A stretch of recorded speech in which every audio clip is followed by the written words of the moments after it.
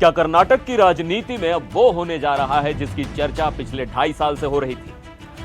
सूत्रों के मुताबिक मुख्यमंत्री सिद्धारमैया इस हफ्ते इस्तीफा दे सकते हैं और कांग्रेस हाईकमान ने डीके शिवकुमार के नाम पर लगभग मुहर लगा दी, यानी सत्ता परिवर्तन की उल्टी गिनती शुरू हो चुकी है।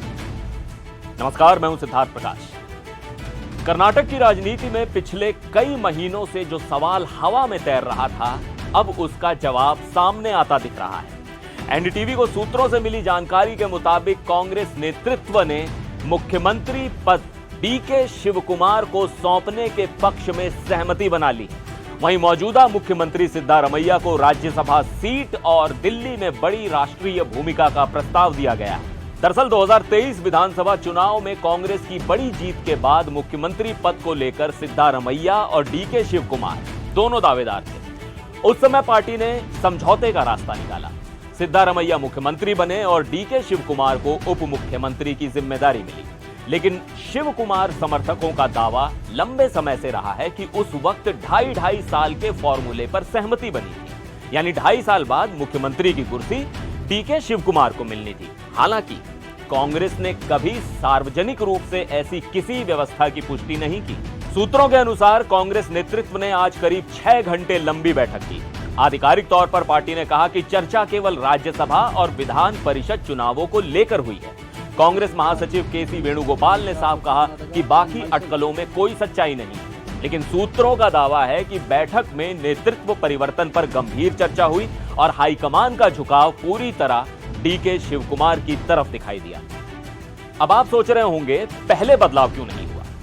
यही सबसे दिलचस्प सवाल है। सिद्धारमैया की मजबूत पकड़ अहिंदा सामाजिक गठबंधन पर मानी जाती है। इसमें अल्पसंख्यक, पिछड़े वर्ग और दलित समुदाय शामिल है। 2023 में कांग्रेस की जीत में इस सामाजिक समीकरण की बड़ी भूमिका रही थी। इसी वजह से पिछले साल नवंबर में जब सरकार के 2 साल पूरे हुए और नेतृत्व परिवर्तन की चर्चा तेज हुई, तब कांग्रेस ने यथास्थिति बनाए रखने का फैसला किया। पार्टी को डर था कि बदलाव का राजनीतिक असर पड़ सकता है, खासकर पड़ोसी तमिलनाडु के चुनावी माहौल को देखते हुए। सूत्रों के मुताबिक अब चुनावी परिस्थितियां बदल चुकी हैं। दूसरी तरफ डीके शिवकुमार के खेमे में भी बेचैनी बढ़ रही है। ऐसे में कांग्रेस नेतृत्व ने आखिरकार फैसला लेने का मन बना लिया। हालांकि कहानी अभी पूरी तरह खत्म नहीं हुई है। सूत्रों का कहना है कि सिद्धारमैया के करीबी कुछ नेता उनके पद छोड़ने के फैसले से खुश नहीं हैं।